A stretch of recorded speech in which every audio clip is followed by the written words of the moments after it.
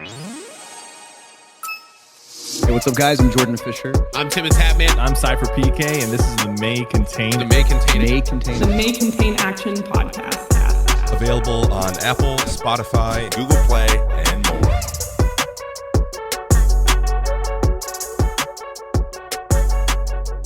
Welcome to the May Contain Action podcast, where your two favorite people talk about content, pop culture, and gaming with their favorite people. Support for the May Contain Action podcast is brought to you by Manscaped, the best in men's below-the-belt grooming. I love saying that.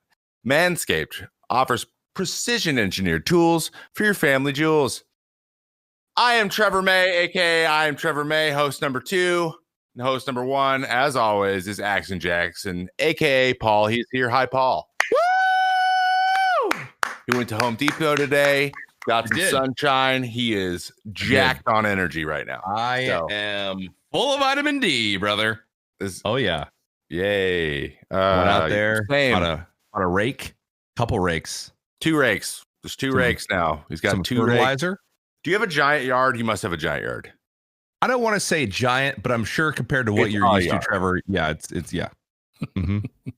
Yeah. We don't have yards on the 16th floor. Today, more importantly than Paul buying rakes, today is a very special guest. The computer wizard himself. He has built, actually, I think it's more than just a couple PCs for me now, and also walked me through fixing everything that's constantly broken with everything that I own. The man, the myth, the legend, PowerGPU is in the metaphorical studio, everybody. What's going on, guys? Hello. Hey, brother. Hello. How are you guys doing? AKA Jesse, if you guys are wondering. There you go. No, actually, I have to start separating that now because, I got to use my name and leave the branding under the brand. Oh, yeah, leave the brand. Yeah, exactly. I always say that. That's completely changed. Yeah, my name's completely separate from my name. Mm-hmm. Yeah. Yep. Leave the brand to the brand, Trevor. That's what they say. It's How's it going, it's a good man? saying. How you doing? Good, man. Spending a lot of time Just in the old room assembling. No, actually, we've hired so many people now. I've delegated so much of my work that I'm doing other things now. It's a dream. That is the dream. Yeah, it's been pretty nuts. I mean, it's just been crazy over here right now. We're at 8 employees right now, so we're trying to. Yeah, over the last 2 months, it's just been insane. So we're trying to keep up. And honestly, when the wife came on board, she kind of did a 360 on me and like, no, we're doing this. And I was like, all right.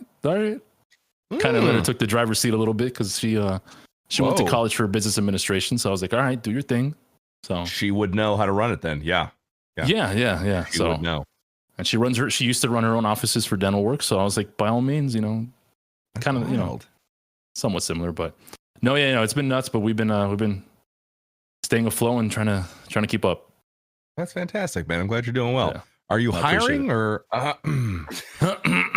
So that word shouldn't be used if because every time someone gets a little whiff of me hiring someone, my emails get blown up with people trying to work with us, which we will start hiring because we're looking for a location right now.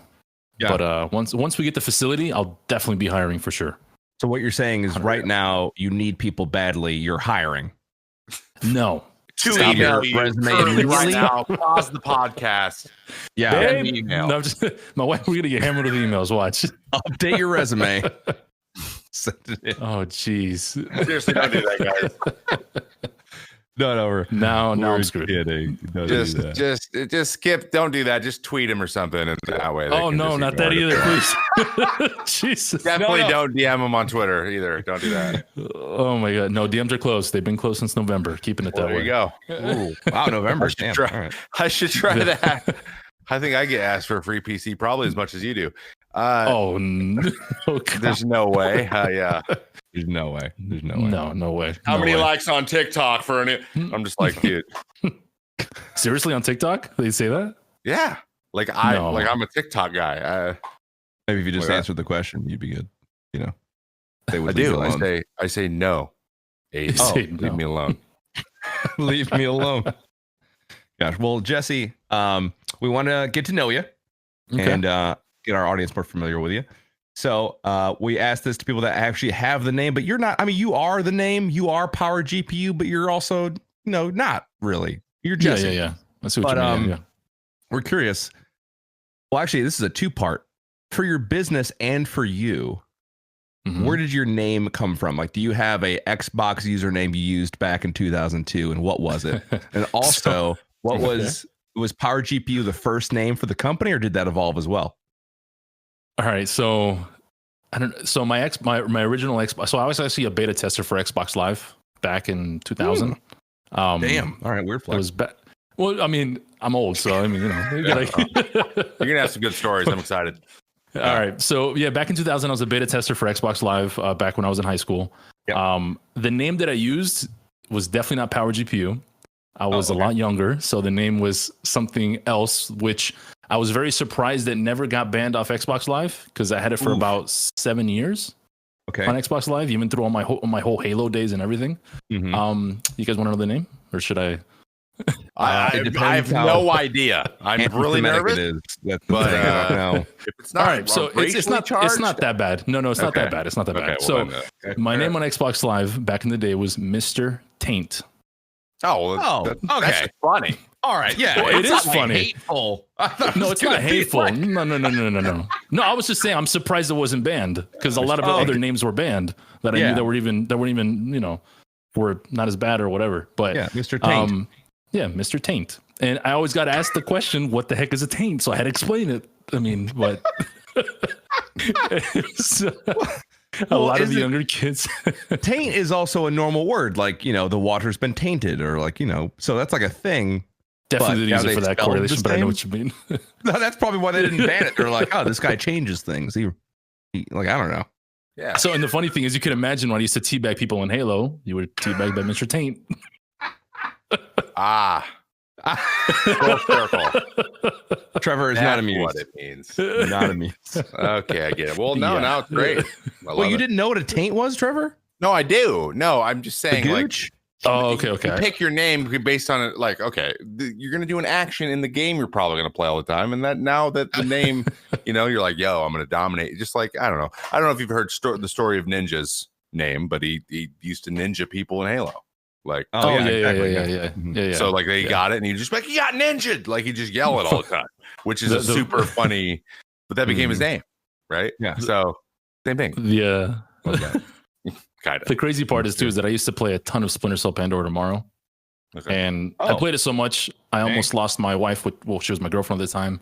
I played it so much, and I got to rank #1 in the world for 2 months, and #1 was Mr. Taint. So I was even more surprised. I love that. Nothing happened, but you know, I believe actually our podcast sponsor Manscaped has a couple items you could use to clean the taint. Huh. A couple ball wipes you could possibly use to what, dude? I'm trying you got that package too? Those things are great. Anyway, those things are fantastic. But yeah. So I guess you want me to finish answering the question for me. Yeah. Your company name. Mm-hmm. Yeah. So then I've been messing with computers all my life.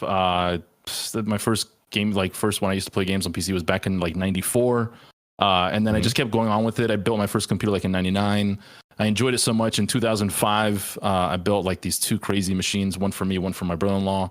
It got featured on NVIDIA's website on the front page. And as you can imagine, the handle did say Mr. Taint on NVIDIA's website as well. Of course it did. So as I enjoyed myself messing with this hardware, I decided to start a YouTube channel. And obviously, when I started a YouTube channel that had to do with GPUs and video cards and CPUs and benchmarking and all that stuff, obviously I wasn't going to change the channel to Mr. Taint or whatever. I needed an actual name. Of course. So, yeah. So back in 2009, I started the YouTube channel. And after a bunch of figuring out what I was going to name it, PowerGPU just came alive at that point. And I did YouTube for like 4 years off and on just for fun. I wasn't doing it like to get big or anything like that, but I uploaded like 450 videos of me just messing around with hardware. Overclocking, benchmarking, testing everything. I was buying all the parts out of pocket. I was just having fun with it. And what I was doing, I was flipping computers at the same time. So I would buy the hardware. What does that mean? What does that mean? So what that means is I was buying the hardware, I was testing them, I was, and then I was putting the machine together and then selling the machine as a profit. So then I can buy the new hardware that would come out. And that's all I kept doing.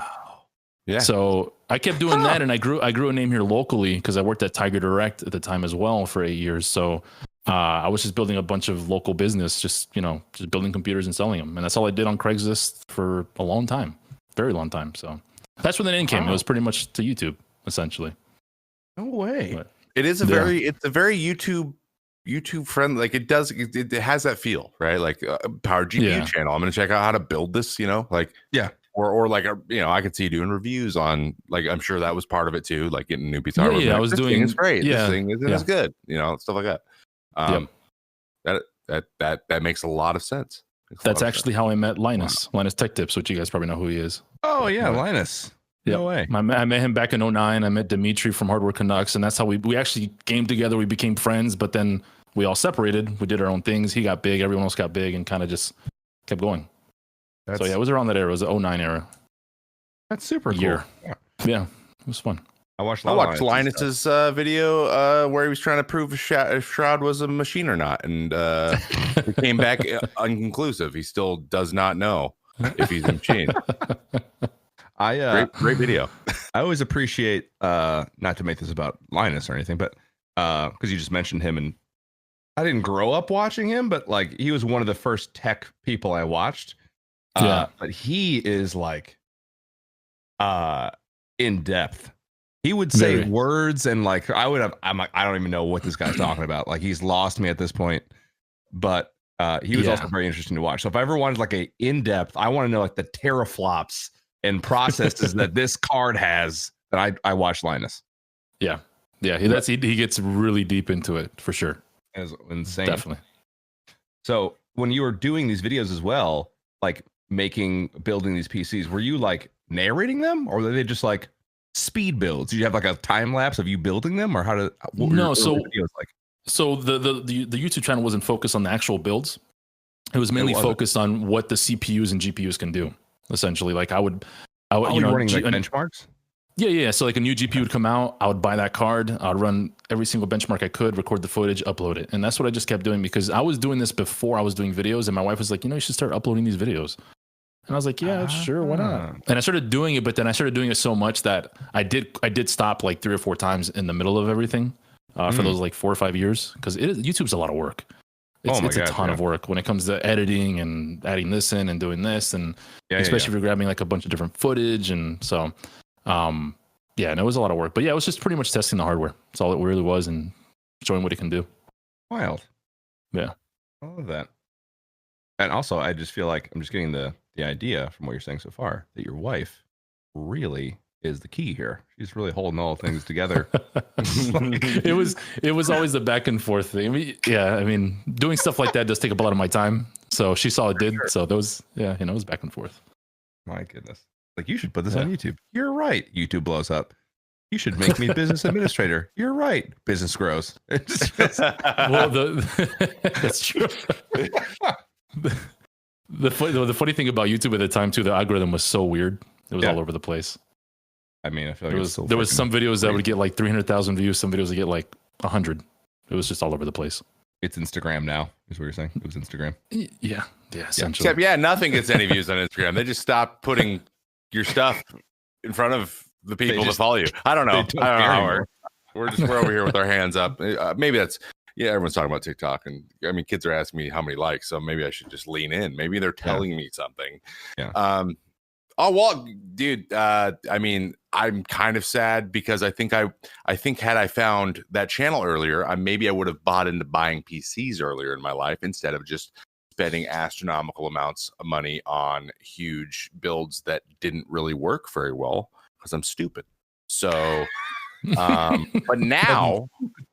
And you don't even know this, but now, I've had to replace the RAM on one of these bad boys. I had a stick go bad, and I did it myself. Figured out what was wrong. I of course was alone in my room, just yelling for a long time, but I figured it out and ordered some new ones. Boom! You replaced RAM? Wow! I was gonna say, didn't you build your own computer one time when I was on Twitter? I was talking to you on Twitter in the DMs or something like that. Yes, I built. So at the home, so I have my 2 PCs here that you built me last year, and then the one before that, the ones in Seattle, my stream PC. The first one I built to go 2 PCs, I built. But I remember that. You and I came up with the build, and then I ordered all the parts and built it. Yeah, I remember that. Because I needed that, and that's actually the one that I replaced the RAM on. So. Crazy. Because maybe I actually broke it by seating it poorly or something. I don't know, but probably there's a good chance because it shouldn't have died as fast as it did. but it's fixed now and it works. I think still, even though I haven't used it in 6 months, so maybe it doesn't. You did the equivalent of putting in a VHS into a player. That's what you did there. Paul, have you built a PC? Because that's kind of just all there it is. Everything. I have built a couple PCs, and that's all it is. Plugging stuff in. It's true. It's really not as hard as people think it is, to be honest. Yeah. No, it's not. Like some of the plugs are very tiny, and I have giant ogre hands. Yeah. That's tough, but for the most part, I was going to say it's the after is what people usually mess up on. No, like after you build it, you install Windows, and then people think they're done, but there's a lot more, like the drivers and BIOS things and stuff like that, and get rid of a bunch of crap that you don't need, and that tune down the road is going to get an update you don't even know about, and then it's going to break everything, and you're like. Xbox Windows Live. Doesn't warn you. They're just going to kill your computer off just with that one update. You got Bejeweled going in the background, and you're like, how long have I had Bejeweled for? And they're like, the whole time. You've had it since you built the PC. Bejeweled has been there. You had Jungle Solitaire on there. Yeah. That's so true. Very important. Well, since we haven't figured out the segue for this yet, I'm not even going to do it. Segue. You can't just yell the word segue. Hey, comedians do it. I can do it. So we talked about before we started the show.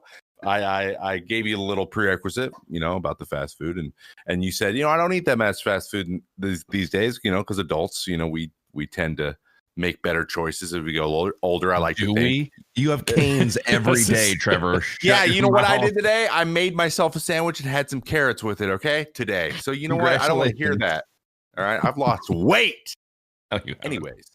I do love fast food, and I did order a pie, so we talked about that earlier too. So that's for another time. But you said you did eat fast food when you were young. So we ask this is the question that literally never gets rotated out. I'm the fast food guy because I feel like it has you've talked about being a gamer for most of your life now. Same here, and for some reason, grabbing a quick bite of something that's not necessarily good for me, and video games for me has this nostalgia, this hand in hand. Like a lot of my memories, are with some empty wrappers next to my keyboard. So I like to see if anyone else has what those connections are for the other people we talk to, because pretty much all of us are pretty hardcore gamers and have been for a long time. So favorite fast food to go to, and if it's when you were a kid and you were growing up, and or even like a night where you're like, oh, I got to work on this YouTube video for 7 hours today, and I just want to grab some quick food before. You got anything there?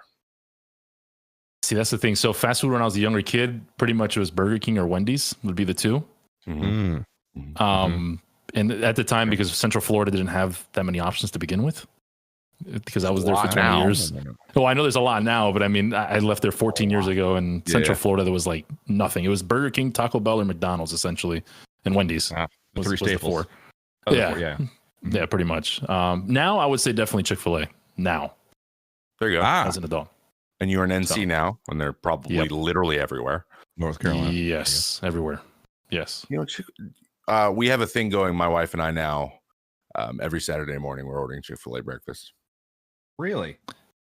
What? Every Saturday? Would you say that is still happening? Because you said you're healthy now. I was healthy today, but we did this on Saturday. So, but it's Thursday, okay. So we haven't had it in a while, dude. I didn't even up with your weight loss program. I definitely didn't. That's his cheat day. That's his cheat day. Of course, cheat day, Saturday, dude. Yeah, and I definitely didn't order Raising Cane's, and then on Tuesday, and then have another fried chicken meal for dinner, like 4 hours later. That definitely didn't happen on Tuesday. You know what? It may happen. And it's bridges. You just cross them when you get to them. You know what I mean? So, well, Wendy's. Okay, so back to the fast food. Yeah, we just do this. So Chick-fil-A. What's your favorite? Are you an original chicken sandwich, or are you a spicy chicken sandwich guy? Deluxe. Or are you tendies? Whoa, deluxe. You're the deluxe. That is an option. So the deluxe normal, not the deluxe spicy. No, spicy. Oh, deluxe spicy. Deluxe. Oh yeah, my man. Oh yeah, spicy tomato deluxe. on there, a little thing of lettuce. Okay. Chick-fil-A sauce. You know what I'm saying? Oh, Chick-fil-A sauce. You know what is actually not low key but outstanding? I think it's around now, like spring. Maybe they have it year round. I don't actually know. The peach milkshake is out of this world. I think that is a summer thing. Yes. Good night, dude. Oh. So I've had one shake from Chick-fil-A, and that one that I had gave me the runs, as you can say. Yeah. No, you're gonna bazooka out your butthole, but dude, it is fantastic. It is so good on the way in. It's not terrible on the way out. I'm a huge peach fan. Peach and mango, man. If you put them both in something, like you say, if anything's peach mango flavored, I'm like, okay, can I have 17 of those? I've never even tried it. Can I have 17 of those? Peach and mango pizza, then? Is that what you're saying? Yeah. Except for not mango on pizza. Actually, it's probably better than pineapple. Yeah. Pineapple's terrible. Yeah, pineapple doesn't belong on pizza. You're all wrong. Let's not get started with that. Let's leave that out of whatever. Whatever, dude. We don't even read chat right here. They can blow up all they want. Stupid our podcast. You guys suck. Anyway, yeah, no, it's very important. So the peach milkshake is fantastic. Okay. I'll get that on Saturday. Cool. Thanks. On Saturday. Segue. So, Jesse, when did you decide you were going to go kind of full time with the whole PowerGPU thing? And actually, even before then, what did you do before you were PowerGPU, making YouTube videos, starting this company? Like, what was your first job? You mentioned Tiger Direct, but was that like your first job? No. My first. So I've always been, if you want to consider this a first job, but I've always been an entrepreneur, I guess you can say, all my life. Because even when I was like 12 years old, I was making a ton of money off Pokemon cards. Yes, a ton. Oh my God! No. Okay, I was buying packs. I them. I was buying a ton of packs, and I didn't play like the cards themselves. I just collected them. Played it. Yeah, no. And when I was in middle school, I would literally be like, "Hey, look, I got Charizard Second Edition," and kids would freak out and they wanted it. So I was literally just buying cards and flipping them and selling them like crazy. One day I said, "Okay, I'm done with it." After like I think it was like a year or something like that. Yeah, I went to the flea market, sold my whole entire thing with my Trapper Keeper. If you guys remember what that is. Yep. Yeah, Trapper Keeper. I don't remember that. Yeah, so I sold all my cards. I made like $1,500, and I was like 13 years old. I was like, that's what I did my first job, and then I kind of went into $1,500. Yeah. Oh my goodness, that's so insane. I mean, as a kid, 13, having like $100 bill. I mean, like I don't even go to college now. Like I could buy 90 pizzas with this. Yeah, I remember thinking, oh, the Trapper Keeper. Oh, yeah. Are you looking at it now? Yeah. I'm looking at it. Oh, those were famous. Yeah, Trapper Keeper. Everyone had them. Yeah. Wait. Hold on. You don't have one, Paul? Or you? Nope. I had a normal binder because I'm a loser. Yep. Oh, that is actually from like Dollar General or something. Mm-hmm. Well, I mean, were you in middle school in the 90s or no? I was born in the 90s, so. All right. Well, let me rephrase. Okay. I mean, you were close. You were 10, right? I was 10. Yeah. I mean, I was born in 90. I was born in 90. Yeah. Oh, okay. Yeah. Oh, okay. That answers my question. All right. Yeah. Trapper Keepers were big in the 90s, and that's what everyone had, and so that's what. I still have one. Actually, I was big into it. They probably weren't as. You still have one? Yeah, I still got one. No way. Yeah. Full of my comic cards. Still got them. Dang. I'm just looking at holographics right now, like old school holographics on Google, and it's taking me back, bro. So part of our game, this is just like a little foreshadowing. Part of our game has a Pokemon question in it, and I completely didn't know this about you. And you're gonna crush Paul probably. You're gonna crush Paul. I haven't dealt with Pokemon cards since 2001. Yeah, but this is a very general question. It's something that it might have been common knowledge to you then. It will just come right back. I'm thinking you'll just know it right out the gate. And I was hoping you both have to guess, but I don't think you're gonna have to guess. Paul's definitely gonna have to guess 100%. Okay. All right, dude. Whatever. Sorry, man. That's fine. Anyway, I'm excited for that. That's gonna be great. So you sold Pokemon cards as a kid. What was your like first job after that? So job when I was like 15, I worked with a buddy of mine that started his own landscaping company. Love that. We were cutting grass left and right, making good money. Mm-hmm. After that, I did that for about a year. We both stopped doing it. I worked at Target for 3 months. And then after Target, I went into retail sales, into selling furniture. And I was like 17, 18. And then from there on, I did sales my whole life, literally retail sales, Tiger Direct, Rooms to Go beds, room store furniture. And that's all I did my whole life. Commission, 100% commission. Commission, I was just going to say. Yep. Okay. Yeah, no hourly. I didn't 100% commission. That's all I did from when I was like 18 till 31. Good. It was all commission. Man. Yeah. It makes good money. If you know how to sell, you can make some good money off commission based. For sure. Yeah, you can make a killing. You kind of control your own salary essentially. Like, so that's I remember that being one of the things I wanted to avoid when I worked for Apple at sales. They were like, it's not commission. And I was like, thank God. Just because like I appreciate it. I've never done commission based. I've done like incentive. Like if I sell this many, I get like whatever, like a gift card. Or something. It was never like my money increased, but it just seemed like so much pressure or stress every week. And also like the desire, it was like, I didn't ever want to sell something to someone that they didn't absolutely need or want. So like the thought of upselling to me was like a hard thing to do. Not that it's a bad thing. It's just hard for me to to do. I'm always like, you don't need that. Get this. So that's just my thing. But anyway, yeah. Well, I did the same thing actually. So when I worked at Tiger Direct for 8 years, building computers and selling hardware. Yeah. If you're actually honest with your clients, you could actually build a really nice clientele. And that's what I did. I was honest with everything I sold, even with the stuff that the company wanted me to sell. I tell them like, you don't need that crap. You just need this. And they would love that about me. But because I was still making a good amount of money just selling off the revenue, without me having to push the garbage that they wanted me to. So, which I'm glad and I'm thankful that I did work at Tiger Direct because it helps with the business. I mean, it's literally the same thing. And and you're selling. Yeah, essentially I'm a salesman for PowerGPU for the brand. And honestly, being honest, when it comes to sales, it gets you way further than lying to someone and not building actual clientele because they're not going to come back when you lie to them. Yeah, exactly. Or push something that they don't really like understand even. Like we definitely had like initiatives at Apple of like, we need to hit this much for Apple Care. And I was like, but well, like what if they don't want and or need it? So exactly. I don't want to push that on someone. So anyway. Yeah, sounds like you really love the system over there, Paul. It sounds like you really enjoyed that. No, I didn't like initiatives. I thought that they were dumb because like the product. I mean, Apple sells itself to be perfectly honest, and I just didn't really like a commission-based thing, which thankfully we didn't have to do. So I just kind of showed up and was like, "Hey, here's a MacBook. You know you want it. I know you want it. It's great. You came here specifically for this because you don't just go walk around an Apple store. Like no one can just do that." Rare, right? Like unless you're like a crazy boomer and you're like, show me what cell phones do, and I'm like, okay, oh god. But usually people are like, I want this computer, this much RAM, whatever. They know. So I got a question for you then, Paul. You worked with clients. What was the dumbest thing you ever heard from someone? Whoa, the dumbest thing I've ever heard from someone. You guys, there's always stories when it comes to working with clients, brother. Like one where you're like, I cannot wait to tell everyone about this. I cannot wait to tell everyone about this. I got quite a bit. I'll give you one once. Yeah. You go ahead. Give me yours. I'll think about mine. So I had one client walk into Tiger Direct, walked up to me with a straight face, and he said, "Where can I find the wireless wires?" Stop it.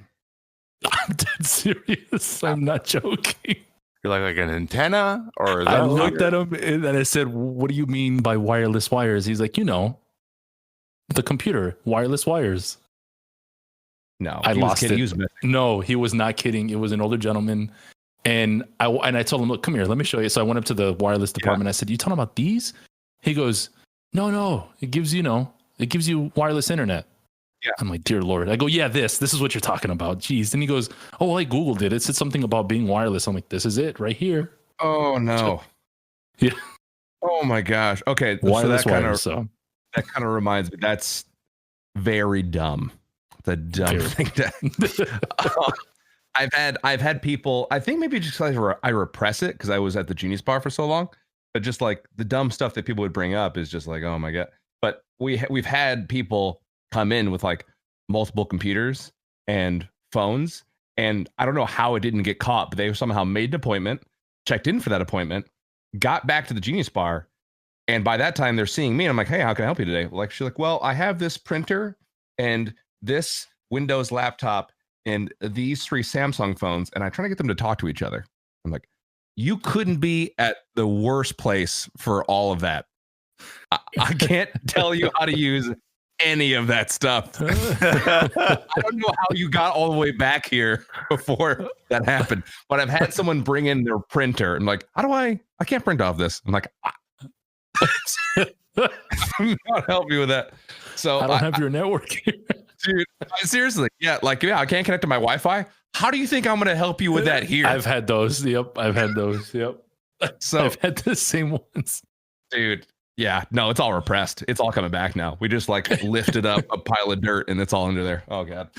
And now he remembers everything. Oh, it's so bad. Are you glad you're not working there anymore? I can't even tell you. You're a full-time content creator now, Paul. That's right, baby. Yeah. Now I'm just a genius for my family and friends. So that's great. Oh yeah, I'm sure that's still a whole thing too. Oh yeah, you used to do this. Oh yeah, fix this. No, it sucks. I just trained my grandmother on her iPad for like 5 hours the other day. Yeah, that was man. You know what? No one ever asked me to show them how to throw a curveball ever, except on Twitter. I have all YouTube videos, so I just go, oh, this, and then I just put the command in, and then the YouTube video comes up. They're like, that's great, and they just leave. It's great. Yeah. Well, no one asks me how to, drive a sports car because I don't know how to drive one. So I imagine they wouldn't ask you how to throw a curveball. Okay, I actually don't throw a curveball anymore. That was a bad example, but I used to. It would have been better. So you've kind of been in sales, which when you that I'm thinking through, like, to get where you are, running the company and growing the way that you are, having a background in sales makes a lot of sense. It's like something that I actually kind of regret that I never did when I was 15 or 16, never got a retail job or like had any experience in really sales, because I think that things that I want to do in the future are going to involve some sort of skill set or form of sale. Some form of sales, but now it's becoming the thing where, like, at this point, like, if you don't have a lot of experience with it, it's like you might as well just get like a partner that's their forte, and then you're the other side. Anyway, that's neither here nor there. But so PowerGPU you guys have been around for almost 2 years now, right? Officially. So started January 2019 of last year in January. Okay, so last January. So this is kind of a question I ask a lot about the content creation. Like, streaming has its own struggles and things that you don't anticipate. So what's one thing you wish you would have known before you started your company? Like, what's one tip you would give to someone who is like, I have the skill that I've been working on for 10 years or whatever, and now I want to be an official business and scale this thing. What's one thing that you think you need to know that you could have known before would have helped you a lot? Like, what's one thing you think people should know? I would probably say, when it comes to running a business of your own, is how to delegate your work is the biggest thing, which I'm pretty, when it comes to my own work, I'm extremely like picky. I want things to be a certain way. I want it to represent the brand and what it is. And I think that's where my wife came in, and she delegated a lot of my work for me. And I wish I would have known that sooner, because honestly, delegating the work has expanded the business even further. That's awesome. Because I still work till 3-4 in the morning every night with my wife. We still work a ton. We don't really sleep. We have 3 kids and stuff like that, and we're still doing a lot of stuff. But I think delegating the work has actually helped us push other areas further in the business, and that's where the expansion and the growth has really helped out quite a bit. But yeah, I would say that, because the first year it was literally just me and my best friend doing it. The first year initially. The year before that, I was by myself, and then he kind of forced himself into the situation because he saw how much work I had, and he was like, "Dude, I'm gonna be working with you. I'm gonna be building for you." And me being me, I was like, "No, I don't want nobody touching my stuff. I don't want nobody doing this. I want this to be, this is from me, this and that." But then he forced himself in, and it really, really definitely helped out. And then my wife, when she stepped in, she said, "No, you need someone to do this. You need someone to do these emails. You need someone to do those emails. You need someone to work on tech support. You need someone," and that just really separated it quite a bit and helped me focus on other things. So, delegating 100%. And what's it like with delegating? You said your friend kind of forced his way in there. What's it like working with your best friend? Has that strengthened or hurt the relationship in any way? No. So honestly, when it comes to So my biggest thing is a lot of people don't realize this, but when it comes to friendships and stuff like that, honestly, you probably fight more with your friends, your true friends, and get over the situation pretty quick, like within an hour or so, and you kind of just keep moving forward. Because with the business growing, we've gotten into it 100%. Everyone has. I have. My wife has. It's a very stressful environment because there's a lot of work to do. Everyone's lacking sleep. Now we're working with an inventory system. We're ordering parts in mass quantity. We're hiring new people that need to learn a new system. We're trying to learn the system. So it's a lot of stuff going back and forth. So honestly, I think it's strengthened the relationship, and I think it's going to do the same thing for my wife and I, because I've known my wife. We've been together for 20 years now, married 14, and now working together. That saying where they say working with your other half is pretty difficult. Which it's I would say it is, but it isn't, because you kind of you trust each other and stuff like that, and you kind of push together, I guess you can say. But no, I would say definitely strengthen the relationship for sure. That's awesome. Yeah, because you're working in a situation where you're working with your wife and best friend, and like I've heard, both of those are like big no-nos. Like, oh, you don't want to do that. I mean, I probably could understand that from different, because people are different, personalities are different. I'm the type of person that I don't get upset. Honestly, you could really, I get over things immediately because I think they're just a waste of time. So I like, if something happens, I get over it and I'm just done with it, and I just move on to the next thing. So that's probably the best personality to have in that particular situation. Well, especially with working so many people, you have to, because I mean, stuff happens, and that's what I always tell people. Like, we ship out hundreds of PCs, monthly, and getting the shipments in, we can't control stuff that happens, and if something happens, we just, the biggest thing is how we take care of the situation, and it gets stressful. So of course, that's the biggest thing. So, as long as it's taken care of and you move forward with it, then it'll be good. Yeah, dude, but that's remarkable, man. Hundreds of PCs monthly. Yeah, that's amazing. We lost count. We were counting it last year. We were like, oh yeah, we hit 1,000 PC builds, this and that, or 1,300, 1,500, and we just this year we said screw it. We're not counting anymore. We're done. We're just looking at revenue, and that's it. And that's just we're looking at revenue. I don't even care about numbers anymore. But we've definitely passed over 2,000 plus. I don't even know where we're at now. That's remarkable, man. Congratulations. That's great. Thank you, man. Thank you. That's super cool. Trying to wrap my head. Making it work. I mean, me and Trevor were working together, and it's been a nightmare. So I didn't know how it was going to be. And I've been out here just trying to figure out how to delegate stuff to Paul, and it's just a whole, it's a whole thing. We're just, I don't want to do a damn thing. Now imagine working with inventory and someone else's product. Oh, yikes! Yeah, because you guys then also need to do you're tech support, but then you also need tech support from the companies, right? To a certain extent. Yeah. So my wife and I are always on the phone calling UPS or calling Newegg or calling AIS or calling DNH or B&H. We're just back and forth. Just, if something's defective, we have to exchange it. Then we have to email the client. It's a lot of work. It really honestly is. So if anybody wants to start a company in the PC realm of things, which that's why there's probably not a lot of companies out there that do this. There really are not. It's a ton of work, and I can't really exaggerate that. Honestly, it's just a lot. See, I mean, you basically have yeah. Oh no, I love it. Sounds like you really like the work. You sound like me. I say that stuff. I'm like, I've been up till, I've been working since 8 till 9 p.m. tonight, just doing meetings and stuff. And everyone's like, then why do you stop? I'm like, because I really like it. I know I sound like I'm complaining, but in reality, I'm just talking. I don't know why I actually said that. Sorry. And then we just move on. No, I see what you mean. Yeah. No, I agree. I mean, I love what I do. Yeah.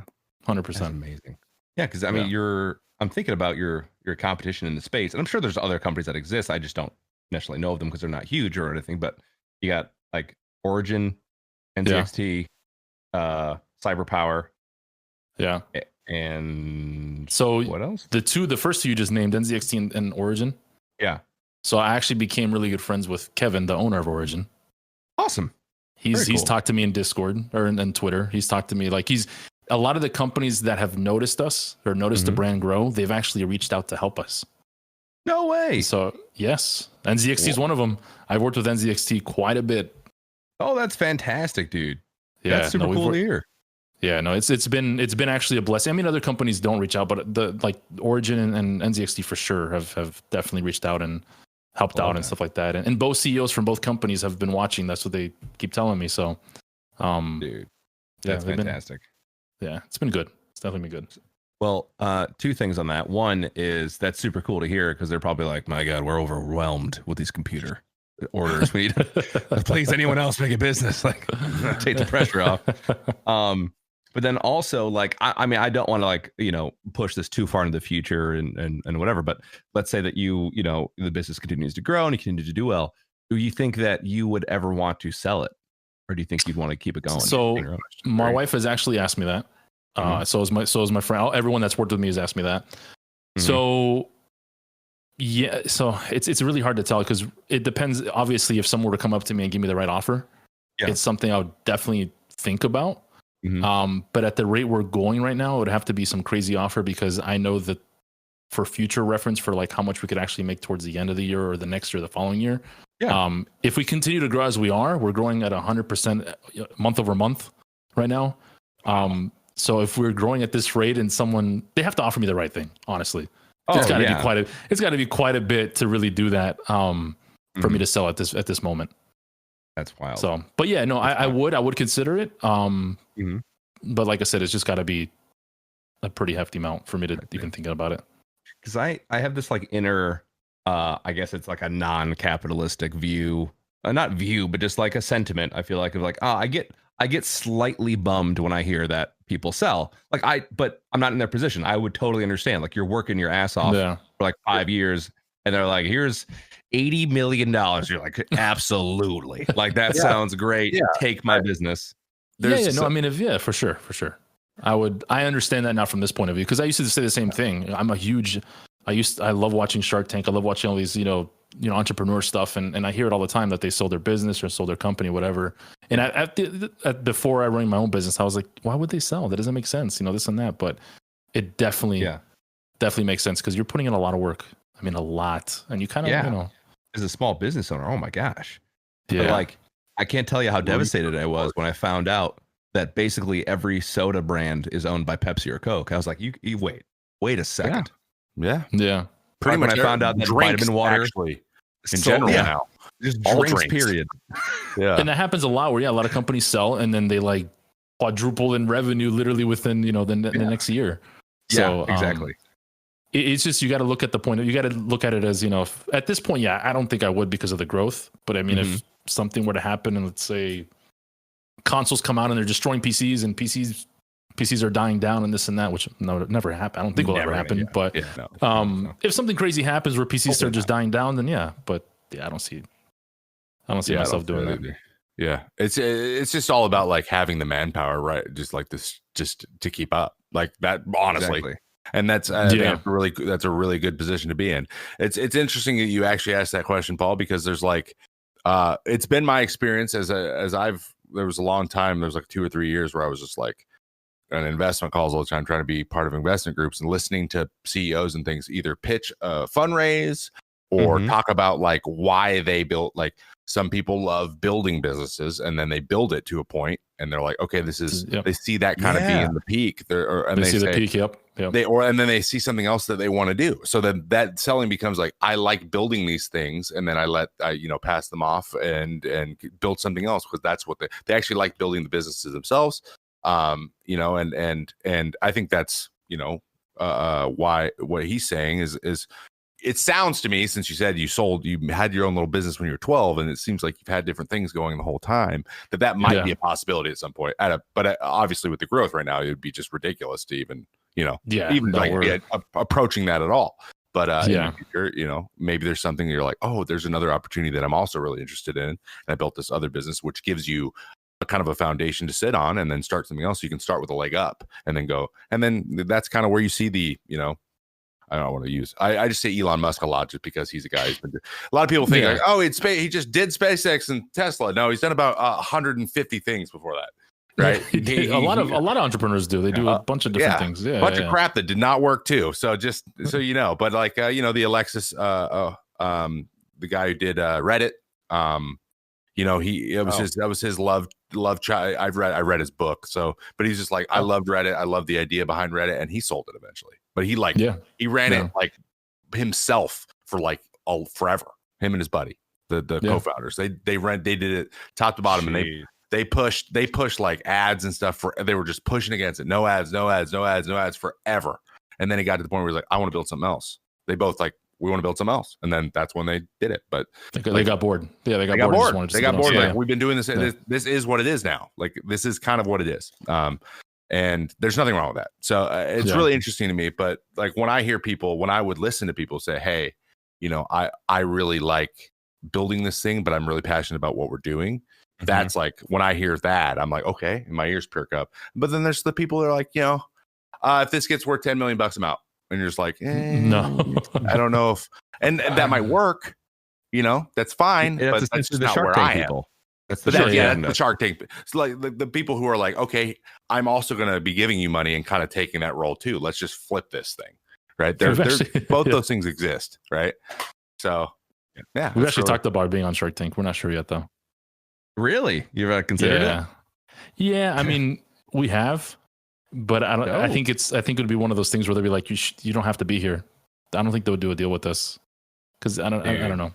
You're gonna be like, I mean, we build PCs there and you're like, they're awesome, and they're like, and we're like, you do a really great job.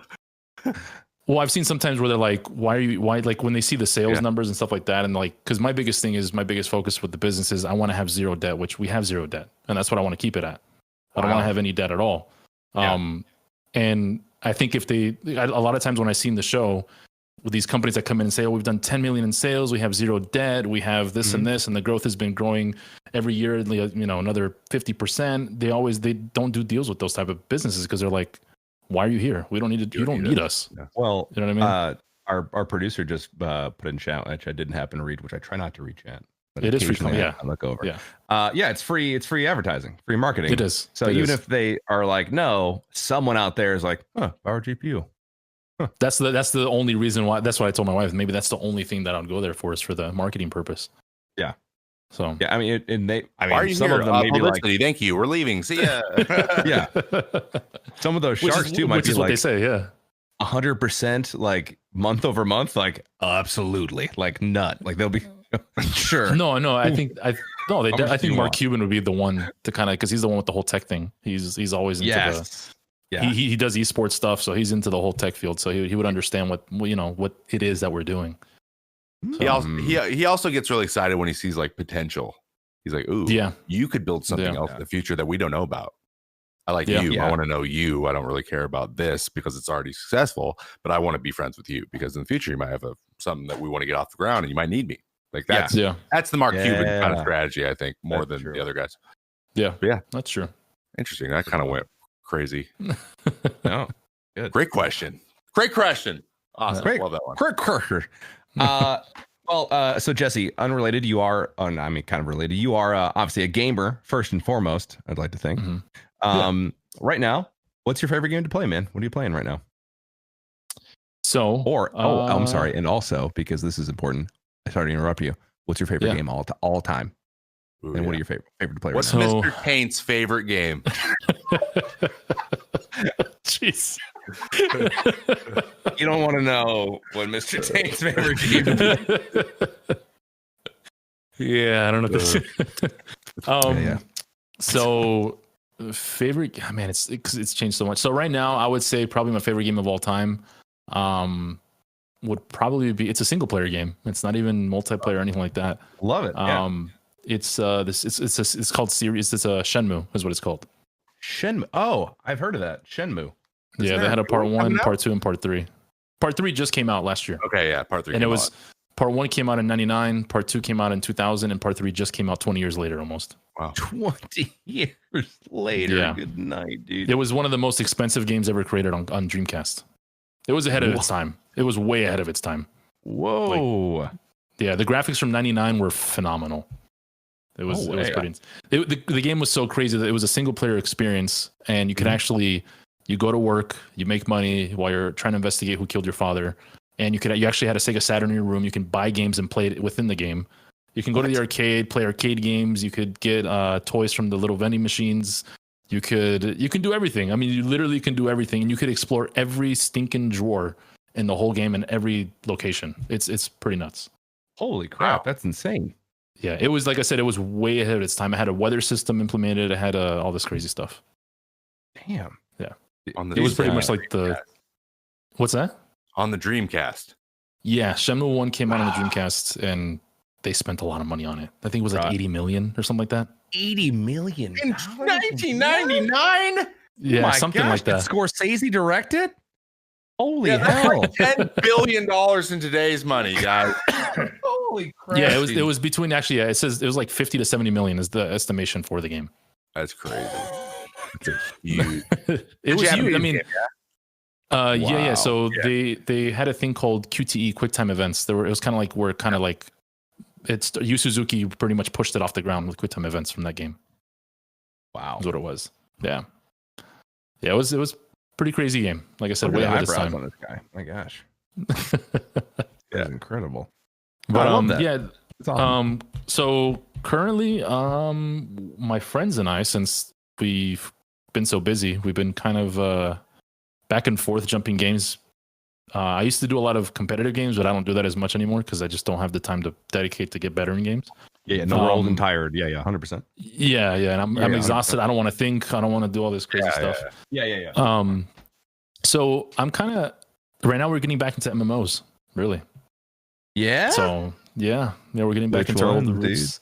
Which one? So I love Korean MMOs. So Really? I used to play WoW. I did WoW for everyone did WoW. did it back a long time ago. I did it for like 4 months. I grinded PvP only. I did arena. That's all I did because that's all I love. I love PvP that. in games. Yes. So I when I started playing MMOs, I found this game called Terra Online. If you ever heard of it before. Yeah, I have heard of that. Yeah. The game is amazing because there's it's not tab based. It's all true combat. Okay. What do you so mean? you actually have to aim. No you have to aim your abilities. Yeah. It's not tab targeting. You actually have to aim your abilities and everything, and it's running off the Unreal 2 engine. And it doesn't run the best, of course. No MMO really does, but the PvP and the raids are insane because the mechanics are just ridiculous. To aim your abilities. Yes, you have to aim your abilities. You can't just if I'm a healer, I have to actually aim my healing abilities to lock on and then cast my heals. Wow. Yeah, it's tough. Like the game is Korean. A lot of Korean MMOs, they actually push skill level. Like the skill gap in that game is insane. Like I can be a level 68 priest and fight a level 70 slayer, but if I'm really good at healing, if I'm really good at and I can dodge everything he throws at me, I can out heal him and I can beat him. Damn. Yeah, so it's you have to dodge everything. So like if someone throws in, it's not like remember in WoW you have a archer, right? Yeah. They throw an arrow at you. If you run to the right, the arrow literally follows you to the right. Exactly. Yeah. It follows you. It's like heat sinking. It's like heat sinking. So in Terra, if the archer throws a bow at you, you could literally dodge it and it's not going to hit you. I know, so it's funny because I remember that being like a thing in my mind playing WoW. I'm like, why is this arrow following me? Exactly. That didn't make any sense. And that's why I did a lot of arena and WoW, and I loved it. But then when I found about Terra and they had arena as well, but it was actually like full blown, like the skill level was like through the roof. I was like, no, this is the game I like, and I grinded that game like crazy. It was amazing. It's a lot of grind though, because it's a lot of grind. Yeah, that's why WoW has so many abilities, because that's the skill. That's the way that they created the skill cap or the skill ceiling. Is just like giving you 10,000 things you can pick from at any given time. The abilities are about the same too in Terra. Oh, really? Yes. I mean the game takes a lot of grind. Like to get one piece of gear will take you like 3 months, and then once you get it, you have to craft it, and then you have to masterwork it. Then once you masterwork, you have to enchant it. You have to enchant it. It just keeps going. It takes you like 6 months just to do one piece. Oh my god! Ooh, a Tarkov MMO, fun. Oh my Pretty much, yeah. Is that like? Have you ever played Lineage? Yes. Yeah. Lineage 2? Would you say it's comparable to Lineage 2? Because that's the one I played. Yeah, well, that's tab targeting too, isn't it? Lineage. It's tab, but it is tab targeting. Yeah. I mean, more in like the grindiness aspect. So the grind is pretty close, but I would say for sure Terra has more of a grind. Wow. Have you ever played a Korean MMO before at all? Unless Lineage is Korean, no. No, it's Japanese, I think. No. Japanese. Okay, it's Japanese. Right. Yeah. What are the Korean ones? Terra Terra Online is one. What was the other one? Oh, Black Desert Online was another one. No. Which Black Desert Online, the grind on that is ridiculous. I didn't even bother with it. There's no level cap to give you an idea. There's no level cap. You just go forever. Yeah, no, you just try to get stuff and everything's low chance, and it's it's crazy. But dude, I'm telling you, if you want a good grind and a lot of content, brother, they're crazy. you got when I 12 to retired 14 in my hours a parents' day. basement. Yeah, there you go. Yeah. Holy crap, dude! Who's got time the for that? I mean, some people do. That's crazy. No disrespect to those people. I'm just like, I can't even fathom having the time to dedicate to something like that. At least I mean, right if now. you dab it, like I'm working right now and I get on it on 1 or 2 hours, 1 hour or something like that, like every 3 days or something like that to play. I can't keep up with my friends, of course, because they're grinding every day. Yeah. But I can still manage, since I played the game back a long time ago, I know what I'm doing. But yeah, it's all right, fair enough. The leveling is amazing, by the way. There's a lot of the MMOs are terrible at leveling, but this one's actually extremely, because there's actual like mini raids while you're leveling. Wow. Which is pretty cool. 5-man, like little 5-man little dungeons and stuff like that. It's pretty cool. Nice, dude. Yeah. Wow, Terra Online. Yep. Love it, dude. See, that's why I was excited to have Jesse on here, because he's a boomer and he was going to say something like that. He was going to be like, I'm loving Fortnite, dude. Party Royales or where, like, I mean, that's cool, bro, but I'm done with Fortnite, man. I'm not doing that anymore.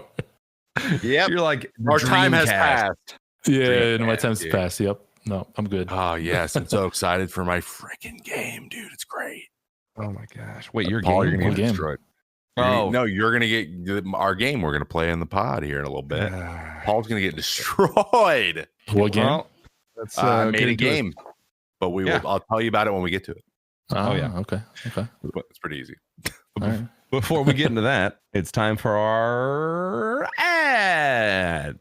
Yay. Support for the May Contain Action podcast is brought to you by Manscaped, who, as my host number 2 has said before, it is the best in men's below the belt grooming.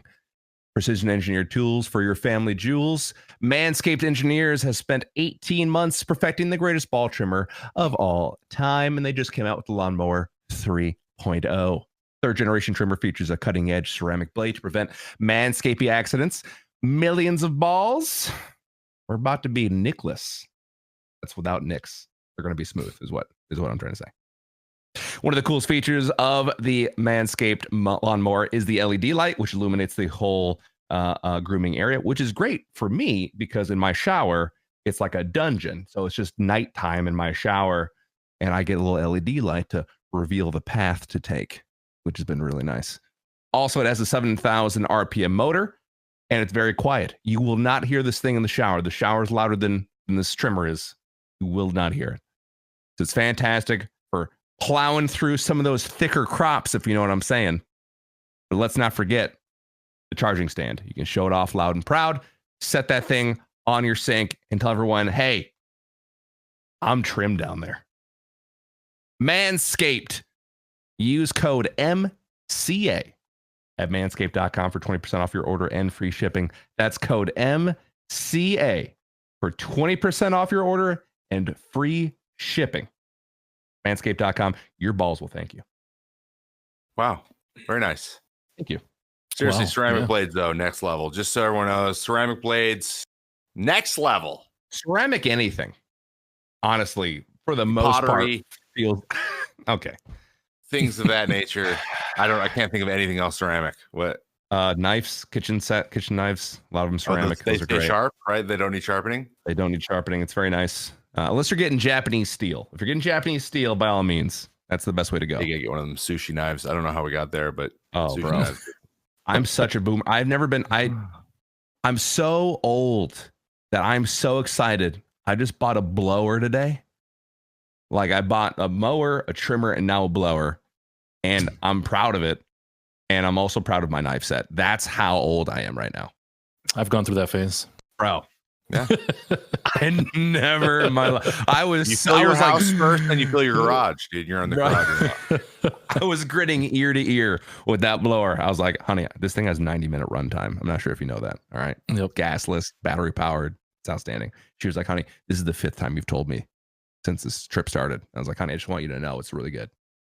Do you have a label maker? Or are you going to put your label on it that says Paul's blower on it? My wife has a label maker, and yes, she will do that. Yes. God, labeling stuff's another one of those things.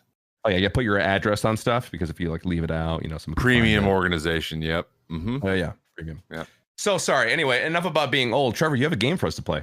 Actually, we're not to the game yet. We do have our very guest specific event first. Yes, we do. I'm so sorry. But it's just a question that is tailored for Jesse. So one thing that you do very, very well at your company, I think that anyone familiar with you, besides, building phenomenal computers and having phenomenal customer service, where anything breaks, you're there in a pinch or in a minute, in a moment to help. But you utilize content very, very well. And we are a podcast that talks about content a lot. And that is kind of the core of how this thing started. So my question for you is, how big of a role do you think the content plays in your business strategy? I know that, when I met you, we actually met through social media first and then at TwitchCon. Yep. So what is the role that content plays? And then what is your favorite currently? What do you think the best social platform is for that? So I would definitely say, best social platform, hands down for me and what we do is Twitter, for sure. We do Instagram, but I don't think I push enough Instagram. I think I got to push that a little bit more. Just to me, the algorithm with Twitter though is working out a lot better. As far as content goes, I would definitely say the Twitter thing as well. I mean, just taking pictures, just doing quick little videos, quick and simple trips and tricks and tips and stuff like that on how to do things with your computer. That's where it kind of really started happening a lot on Twitter, because I've noticed that, I mean, nowadays the audience, they don't want to sit down and watch a 20-minute video on how to do something. You know what I mean? And that's what I found out with doing YouTube back a long time ago, is the same thing. People just want to get to the end result and what it is. So doing these little 2-minute little clips on Twitter, that's where the exposure came from quite a bit. And that's how it really kind of started the whole thing. Going from back to January, when I went full time, we had 2,000 followers on Twitter, and then just kind of blew up from there, doing little videos and doing little vlogs here and there, and just kind of worked out. And it kind of showed what we did, over at PowerGPU.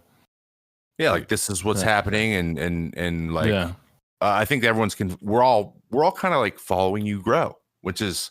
Like recently, like some of the video, hey, this is what's happened recently because the growth has been so big. You're like, this is how the revenues have changed. And you're very, very transparent about it, which is just not typical. When people are starting businesses, it's not typical. And it's really like anyone who's even interested in the business side of it. That's really like, for me, I'm like, oh, okay, what else? And I'm trying to learn, because that's something that long term, when baseball's over and when I'm 40 and no one's like, who cares about this guy playing COD, right?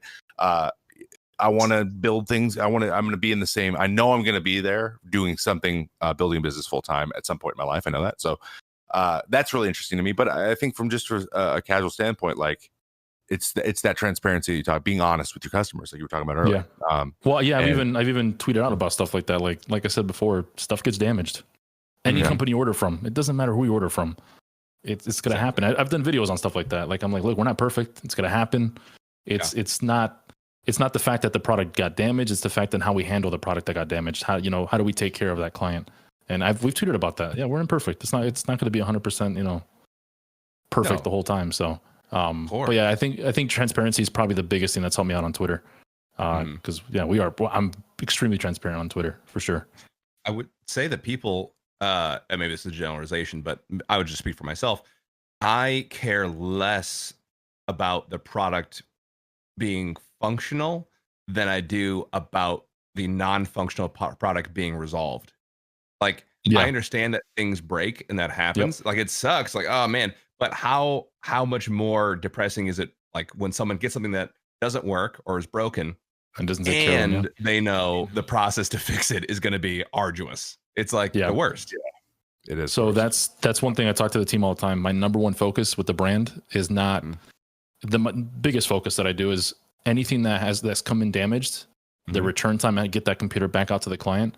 That's my main focus. Once that comes in, like, if the product comes in damaged, we talk to the client, we tell them, here's a label, ship it back to us. We'll cover the shipping. It comes back to us. The second that computer hits our doorstep or our location, I grab that thing and I fix it immediately and send it back within like 2 or 3 days. Because that's one thing I learned when I was working at Tiger Direct, selling other companies' product, is the biggest complaint I got was, I got this PC or whatever, but it got damaged, and the RMA process took over a month and a half. And that was the biggest complaint I got. And I said, you know what?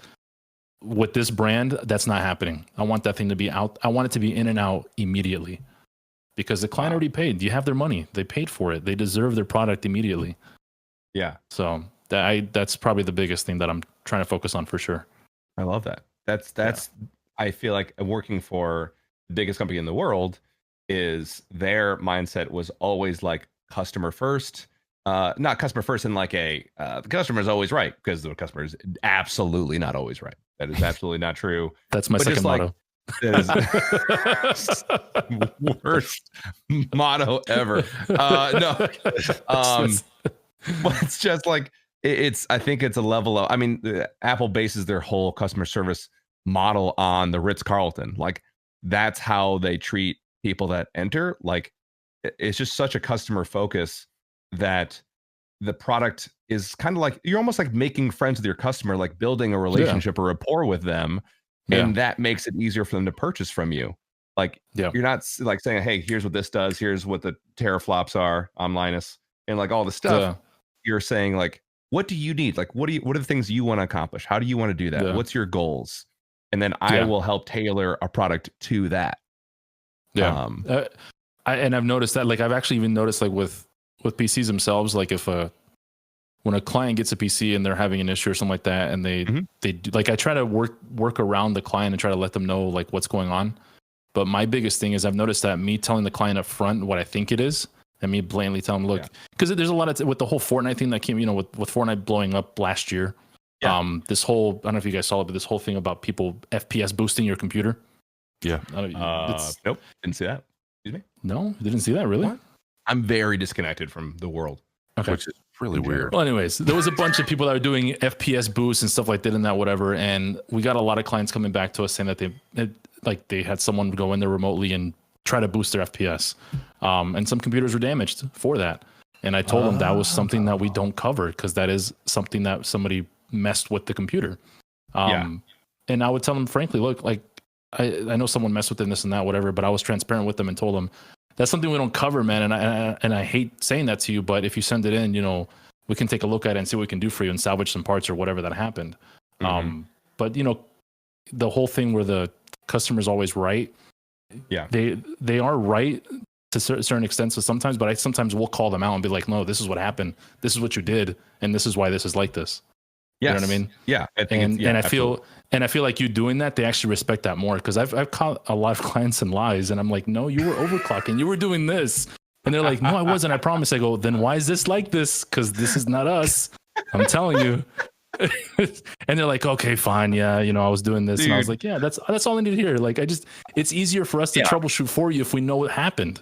If you don't tell us what happened, we can't troubleshoot for you. How do you though? Like, so I'm thinking down the road, and I don't want to belabor this, but you're thinking down the road, you guys get bigger. You're, like you said, delegating this stuff.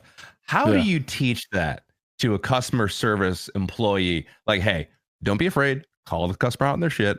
Let them know what's up, why they did it, but do it in like a nice way. Like, how do you say like?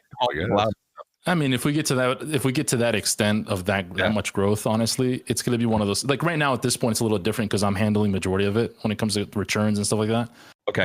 If it gets to the point where I can't do it myself, I think by that time we'll be fine. If we just say, all right, that's fine, just send it and we'll replace it for you. Okay, you would kind of back off of that whole. Yeah. I'm just doing it now because I've been a salesman all my life, and I called all my clients out on their crap all the time. And when I was working in sales at Target Direct, they actually respected me more for that. And I think that's what they liked about me. And I think that's like the biggest thing, being transparent with a lot of things, even, if you might offend someone, but I mean, that's just what it is. It is what it is, Dude, that's exactly like I'm lining up a lot with what you're saying as far as like working at the Genius Bar was like, call people all the time. Like, my phone's not turning off.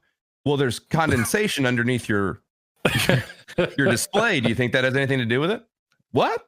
No, I don't know what that is. Well, you say it in a nice way. Yeah, you say it in a nice way. You're not like, you freaking idiot. What are you doing? Exactly. You dropped this in a toilet, didn't you?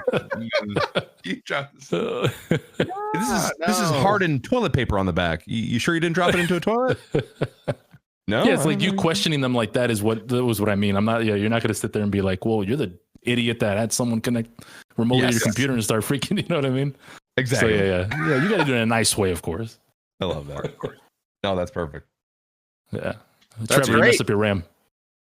Yeah, and I messed up my RAM. I probably did. Hey, the first PC I built ever, I literally just jammed the CPU in and bent all the pins in them. Like I just, oh my the god, number one thing besides like static electricity. Besides that, oh my gosh, like it's like, yo, make sure the arrows line up, idiot. I'm like, what? And I just tried to shove it in there, just clamp it in. I'm like, what happened? And then I went to Micro Center and they're like, you did the thing, didn't you? I was like, yeah. You did the thing, didn't you? The guy goes, hey, we'll give this back because these are $100 or whatever it was. Like, hey, we'll give you a new one. He's like, and then I'm gonna put it in for you. And he did it right there. He put it in and then put the motherboard back in the box for me. Gave it back. He was like, it's for build. I go, yeah. Again, that was a thing. So that guy made it so I literally like anytime I need to go to Micro Center and get something, I'm fully like confident that's where I'm gonna go. Obviously, it's one of the best places there is for that stuff. Anyways, it might be the best place as a walk-in store to build a PC. But he had that in mind. He wanted me to be a customer later, and he might have known I played for his local baseball team. That could have helped a little bit, I think. But maybe I don't know. There's no way to verify. Good thing you didn't buy that at Target Direct because I would have told you to leave the store. Yeah. And I would have said, hell out of here. I'm messing. You're right. And I would have just bought a new one completely. And I'm going to go try again. I'll be back in a couple hours. Trevor's back like, hey, I deleted a bunch of these unnecessary files. They're like .ddl. They didn't seem necessary. You guys fixed that, right? You said that. Bro, we've had that so much. We're like, I don't know. My Windows is blue screening now. I just got rid of these useless .ddl files. I don't really think they're necessary. I know that. I know that reference. Totally know what a .ddl file is. Oh my gosh. No clue. I'm sure I'll figure it out someday though. Don't worry about it, dude. Totally just don't end the task. Just don't end it. Okay. Don't end the task. Never end Windows.exe. Just don't end that. That's unnecessary. Thank you. Dude, I've messed up so many computers for my parents. They probably hate me some. I was like, I don't know. I won't turn on anymore. That's crazy. I definitely wasn't deleting stuff. You just walked away. Well, your computer's broken. You got to take it to the local shop. Yeah. 100%. All right. Oh God. Well, before we move on to the game is here in a moment. I just want to remind everyone as a little a reminder to pause the podcast right now. Go to youtube.com and subscribe to the May Contain Action podcast. Thank you very much. On to the game. All right. Today's game. So I do a game from a local radio station usually called Initials. It's a big, huge thing here in Minnesota. Everyone loves it. I've actually been on the show. It's literally impossible if you're not someone who's always played it, like plays it every week like them. It's very, very hard. You're just guessing random things that have the initials of the initials they give you. Unfortunately, I'm running out of initials. So I try to tailor our games to our guest. And so because you, like Paul has said several times, you are a boomer and you've had a lot of the same, you've been playing video games for a very long time, and you're in kind of you understand the marketplace of video games, and you've seen games come and go. I put together something called the Ultimate Video Game Quiz. It is 7 questions. Each question has a different way to get points. You can there's like 5 answers. If you can put them in order, you get extra points for getting them all. And then there's a few that are just multiple choice, and it sounds like easy. Some of them are like very, very hard. And then there is one bonus question at the end that only has one right answer, even though you guys will not be able to guess which one that is. All right. All right. Wow. So, jeez. The way this works. Who did you steal this from? It's very easy. I made it up, dude. So it's Paul versus Jesse. All right, and our first question is it has 5 answers. If you put them in perfect order, you get an extra 2 points, but each one you get right in like you put in the right place, you get 1 point. All right. So it can worth up to 7 if you get all 5, but if you get a few, that's fine. All right. Okay. Cool. So the question is, these are the 5 highest grossing video game franchises in history. Franchises. So think multiple games. Okay. Mm-hmm. These are not in order as I'm giving them to you. You're going to have to rearrange them in order. Put them in order. Okay. So there's Wii. Like I'm sorry? Wii, What? like Wii Sports, like the Wii games that are Wii brand, right? So like Wii Sports, like Wii, you know, Wii Fit, you know, things like that. Call of Duty. Okay. Pokemon. Pac-Man. And Mario. Wow. Put them in order the best you can.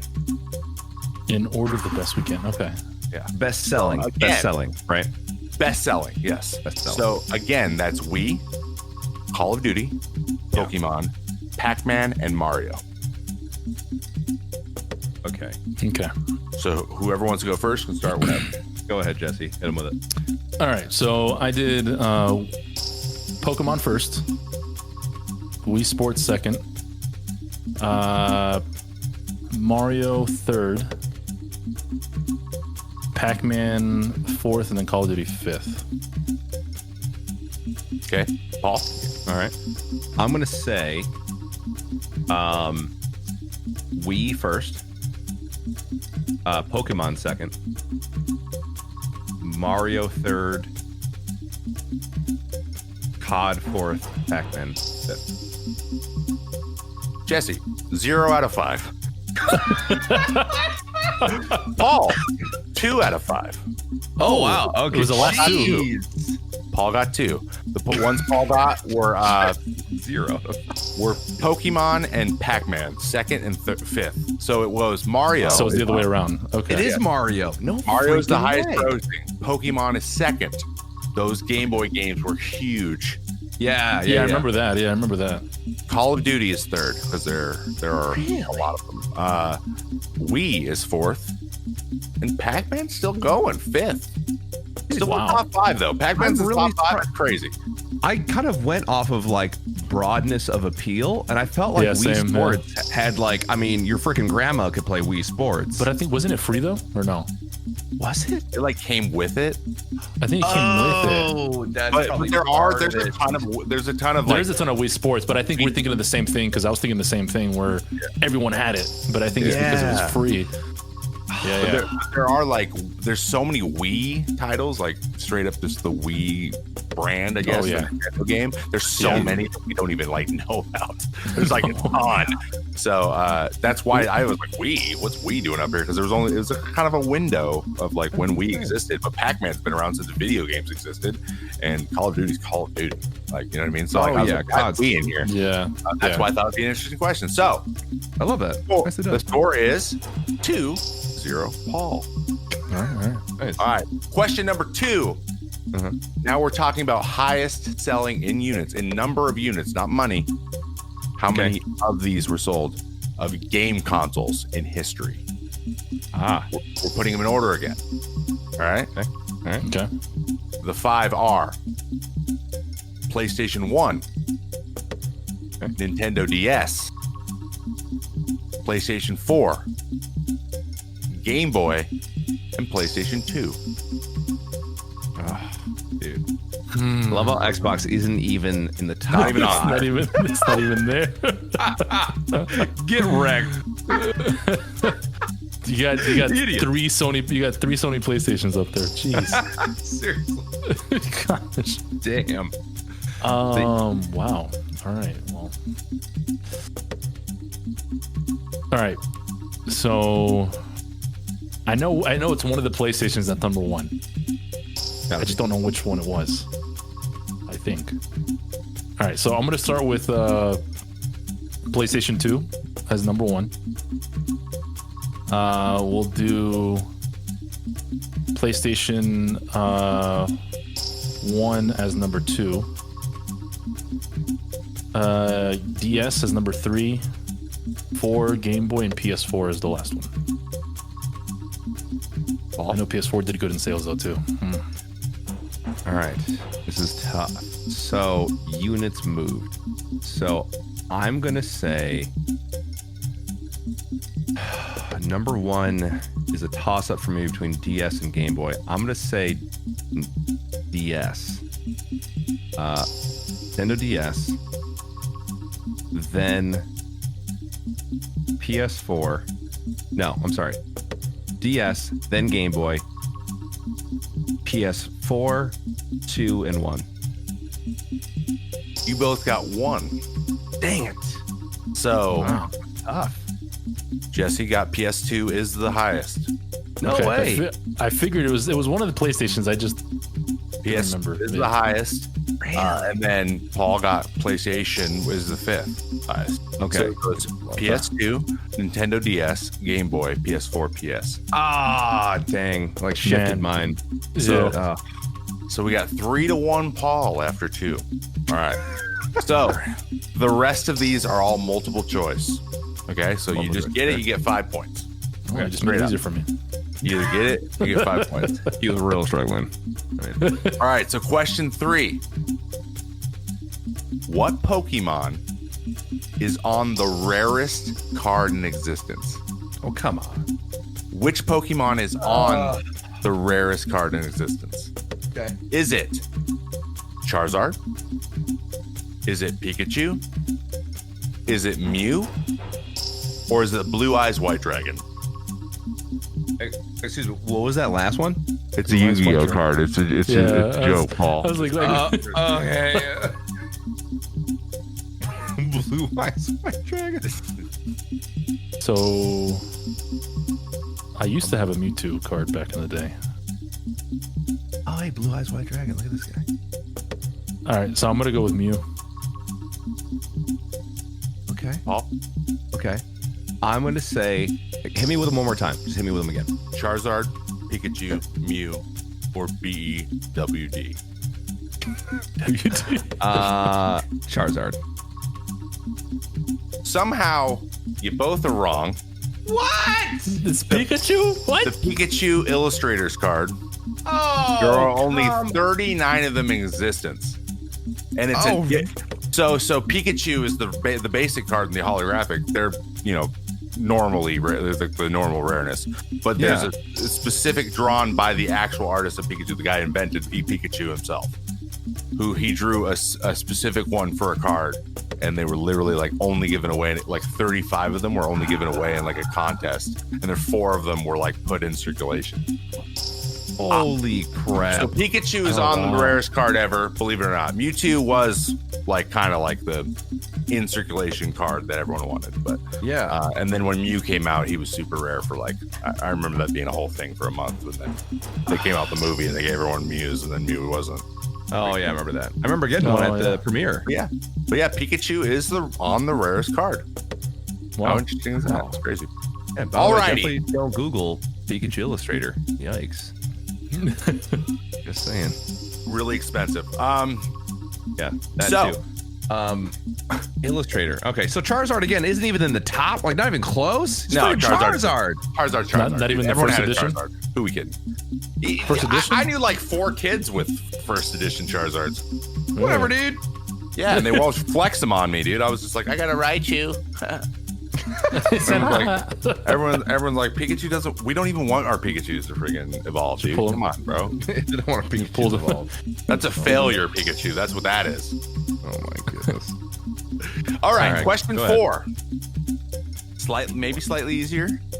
But how many different COD games are in the franchise? Is it 9? Is it 11? Is it 16? Or is it 19 games? Don't they come out with them like one every year? Seriously. I'm gonna say 16. I'm counting. Are you counting in your head? Count 4. Yeah, I'm counting your fingers. He's counting on Google. Modern Warfare 2, Modern Warfare 3, Vietnam, World at War. I think World at War was Vietnam. Okay. Uh-oh. Oh, See, this is where it gets hard. Black Ops 1, 2, 3, 4. What are my options again? Paul, you're not winning $1 million for this. 9, 11, 16, or 19. 19. Come on. Yes, Jesse's correct. 16. It is 16. Oh, 16! Dang it! You're telling me that like the apps and stuff didn't equal 19? I don't think you did your research, bro. Yeah, they don't. They're always companions, anyways, dude. Oh my goodness! Come on, bro. Come on. It's 16. Obviously, everyone knows that. 6-3. PowerGPU. All right. Wait, he's ahead now? Wait, what? Yeah. It was 3-1. Huh? 5 points per question, dude. This is where you make your money. Oh my. All right, dude. Question number 5. I can't wait till we get to the last one. Question number 5. What game has sold the most copies in the history of games? Is it Wii Sports? Oh, here we go again. Mm-hmm. Is it Tetris? Is it GTA 5? Is it Minecraft? Or is it PUBG? Now, disclaimer. This is before this. These numbers are from before Epic crashed their servers giving away GTA 5 for free. So like, those numbers don't count. I mean, it might be GTA 5. But they gave GTA 5 away for free. I was like, excuse me? And it ends today, and it literally crashed the Epic store, which is crazy. So just so you know. I bet it did. This is before. So it's not that happened. Okay, I'm going to say Minecraft. Okay. All right, I'm going to do some math here. No, I'm kidding. I'm going to say... I'm going to say Tetris. The highest selling game of all time is Tetris. I'm like the best. 80 million copies or some crazy number.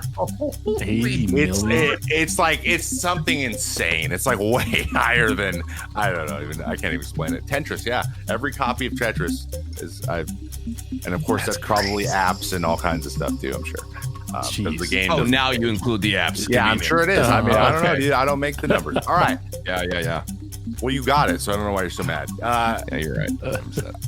The score is now 8-6. Paul. Woo! Going into question 6. Get sucked, Jesse. Woo! All right. It's fine, yo. It's all good. It's all good. Jesse might have a good one here, Paul. So this might be a good question for him. All right. Don't celebrate too soon, buddy. What game has the largest map in square miles? Is it Black Desert Online? Is it Xenoblade Chronicles 10? Is it Tom Clancy's Ghost Recon Wildlands? Is it Zelda Breath of the Wild? Or is it Final Fantasy 15?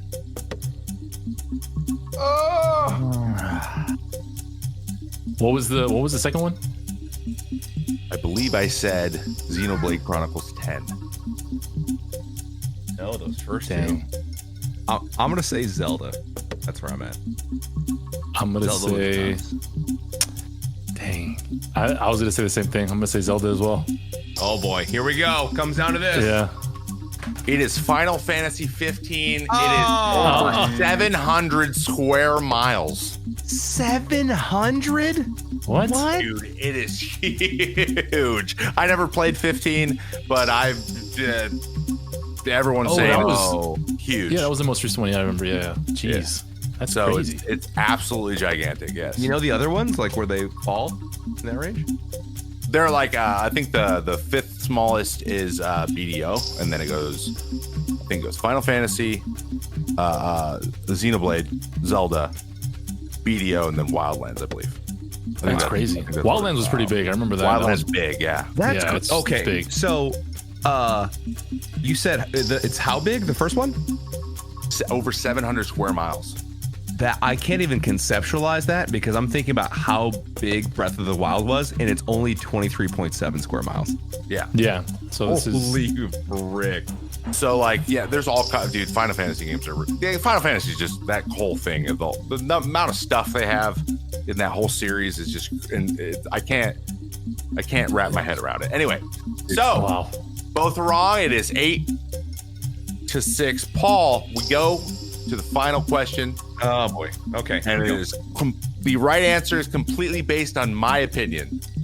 Oh, what is this? So good luck. What is the best baseball video game of all time? Is it? Oh my gosh. Ken Griffey Jr. Baseball for N64?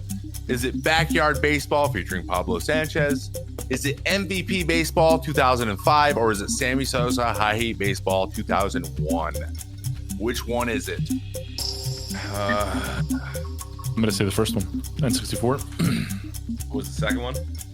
Backyard Baseball. Did you say when it was released? I mean, I'm pretty sure it was like 1997. This is the first one. You're thinking about his age? I'm gonna say that one. I'm gonna say that one. Backyard baseball. And Jesse completes the comeback. It's Kegriff Junior Baseball at 64, greatest game ever made. It's the reason I'm a professional baseball player, because I have thousands of hours in that game. I actually love that game as well. That's why I was like, it's got to be that one. I'm gonna be honest though. But I'm gonna be honest. The order in which I gave them is 1A, B, C, and D for me, because MVP baseball has tons of. But Sammy Sosa Height was a PC game, and then you could change your guys' stats. Like it was like a almost like a like you could go. They were like text fields, and you could just go and be like, I'm gonna hit 10,000 homers this year. Hey, real quick, and then your power would go to 99. That's wild. Paul, what were you saying? What was I saying? Yeah, what were you saying before? Okay, dude. All right, bro. Whatever, dude. Take the L, Paul. That is the game for this week. Thank you for playing. I hope you at home enjoyed playing it too, because I'm sure a lot of you got it wrong as well. Oh my gosh, that's GG. You know what, dude? I'm gonna add my own personal flair to the last of my questions too. Like, what am I think? What number am I thinking of right now? Awesome, great content. Learn from the best, dude. Learn from the best. All right, whatever, dude. We got to keep people coming back. Ridiculous. Thanks for the game, Trevor. Nicely done. You're welcome. Yeah, loved it. Loved it. My pleasure. My gosh. All right. Really quick, Jesse, we'd like to know what content creators you've been watching, or who you want to give a shout out to as we kind of wind down the podcast here. So, you can kind of think of someone that you'd like to give a shout out to while you're kind of mulling this over, or if you know someone right now, by all means. Yeah. No, I've heard of these two gorgeous grown men. You guys might know him as Paul and Trevor. Ooh, but look at that. Yeah, those two are definitely the ones I'd highly recommend watching. Nobody else. What a guy. Nobody else. Twitch Prime subs are free. Yeah, nobody else. I'm just saying, nobody else. Absolutely no one else. Yeah. Paul said he's going to start an OnlyFans account pretty soon as well. Yeah. So, only feet pics. Only feet. 100%, dude. Just his beard. It's just his mouth and lower. Beard pics. That's it. From different angles. No, but for real, I will tell you honestly, I still hold it pretty close to me as Myth and Courage, man. Those two. They've helped me out quite a bit during this journey. That's awesome. And Myth and Courage. Yeah. And then Trevor came out of nowhere with some crazy Instagram video as well. So I appreciate that, Trevor. Of course. Yeah. But no, pretty much everyone from the beginning pretty much is really, really means a lot. That's perfect, dude. Love that. Well, I'll give you a little shout out as well. And then obviously Trevor can follow it up. I'd like to give a shout out to a friend of the show, Sivers. Obviously Sivers is one of our good friends and also a streamer. She's on twitch.tv/ASIVRS. You can find her at youtube.com/Sivers, Instagram and Twitter. She's got great brand, just good brand loyalty across the board. I don't know what that's called. What am I looking for? Trevor? Brand loyalty? What? God, are you eating in the middle of the podcast? No, I have no idea what you're talking about. Gosh, the consistency. She's consistent. She's very consistent. Yes. What are you eating? She's great. Sivers is great. And if you didn't know, her name come from Visa backwards. Yep. So Visa if you were wondering what the hell a Sivers means, that's actually pretty nice. With her initials. Yep. With her initials. I love that. But yeah, and she has a killer TikTok. She's on her TikTok game. Yes, she's definitely putting lots of time and effort into that. And Gubba, to be honest. So either Gubba or so, you will throw her in there too. They're doing great. And Sivers, she's awesome. What's she doing? She's been playing a lot of Valorant too. So if you're interested. Yeah. She's getting really good. So quick shout out to our friend of Sivers. Trevor, who you got, bud? I'm gonna very specifically shout out Paul ActionJaxon, just ActionJaxon's YouTube channel. Stop this. Do you know why? Because he's been very consistent with his uploads, and recently they're what are we, the liability boys in Tarkov now? Is that our name? That's what I've been watching those videos. You guys have been they're great. They are great. And I know that my perspective has been good, but Paul's is even better. So go check out Paul's YouTube channel. If you're not subbed to the YouTube ActionJaxon, pull your head out of somewhere and put it Your where taint. it's supposed to be. That's It's good. Pull your head right out of your tank. in ActionJaxon's YouTube channel. Thanks, Awesome. man. Appreciate that, dude. Very kind. Look at this guy. My pleasure. Shout out his host friend. Love it. And lastly, Leslie. Who's Leslie? I'm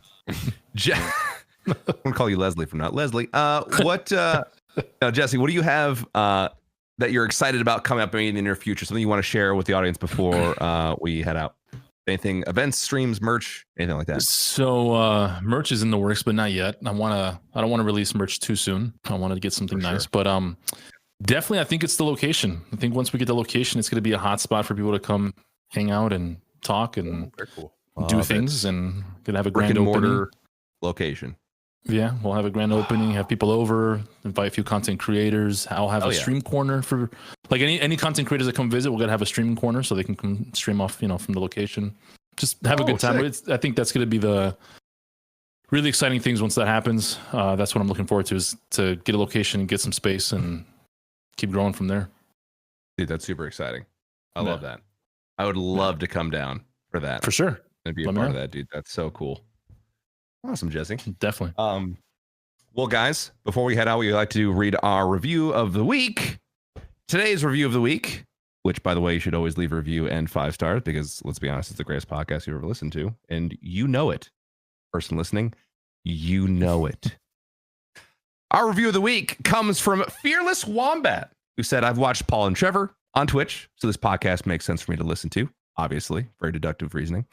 I've listened to every podcast at least 4 times, and I'm always waiting for the newest episode. Love the chemistry and the banter between Paul and Trevor. Good work, gentlemen, and keep it up. Why, thank you, Fearless Wombat.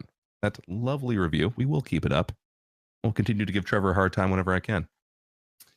Be sure to leave, like I said, a review whenever you guys can on any of the platforms, YouTube, podcast, or what is it called? iTunes? I don't know. I'm a boomer. iTunes, Spotify doesn't let you for some reason. They should change that. Be sure to mail your congressman about that. Anywhere you can, leave a review. Give us 5 stars. Listen to what you think of the podcast. Guys, this has been the May Contain Action podcast. You can listen on all major carriers of podcasts, including Spotify, iTunes, Google Play, SoundCloud. And you can watch the VOD on YouTube, which will be live every Friday at 1 p.m. Eastern. Again, be sure to leave a review even on the YouTube comments. Also, go follow at May Contain Pod on Facebook, Instagram, and Twitter. And sub to the YouTube because it's totally free. It doesn't cost you an actual penny to do, as far as I'm aware. That Trevor's, hold on. Yeah. Okay. Yeah, no, it's free. So be sure to do that. It's completely free. Thank you for that. And before we go, Jesse, plug your stuff, man. Where can everyone find PowerGPU, and where can they send their resume because you're hiring? I'm kidding. He's not hiring. Don't do that. Don't do it. But plug your stuff, man. Where can they find you? Easy. You just literally just type in PowerGPU in Google. That's it. You'll find everything else. It's that simple. Look at everything pops boom. up. Freaking SPO is optimized. That's it. Another thing all you I have need. no clue how to do. So, man, God, he just knows everything, man. It's what awesome. a flex. Seriously. Oh. He's like, yeah, I'm just saying. Type it in, bro. It just pops up. Easy. It just pops. That's it. It's that simple. The internet's easy, dude. Testing it. Keep it testing simple. it. Well, great. Look at that right there. Hot damn. Hot damn. Look at this guy. Oh my gosh. Now everyone's Googling it. Oh, 100%. Power build TSM myths right there. Look at that. Oh, look at that. Oh, yeah. There you go. He pops up right next to your name. Look at that. That's fantastic. If you need a PC, cool. That's where you go. Highly Trevor, recommend. plug your ish, dude. I am TrevorMay on Twitter, YouTube, and TikTok. TrevorMay Baseball is my second YouTube channel. If you're interested in all the things me as it relates to the game of baseball, and I am TrevorMay65 on Instagram. Love that. I am Paul, aka ActionJaxon. You can find me on twitch.tv/ActionJaxon, Twitter/ActionJaxon, and Instagram/ActionJaxonBTW. Side note, Paul is not verified on Twitter, but news just came in that verified people can give up their check to someone else. And I'm waiting for Trevor to give me that as a birthday present. June 26th, by the way. Thank you guys all so much for being here. The next time you hear the podcast, I'll be verified and Trevor won't. It's absolutely happening. Again, guys, thank you for listening, and huge shout out to Jesse, our guest, PowerGPU, for being on here and talking with us, man. Thank you so much. Appreciate it. Thanks, brother. Love you, dude. Awesome. Have a wonderful one. We'll see you next week, guys. See ya. Peace, fam. We out.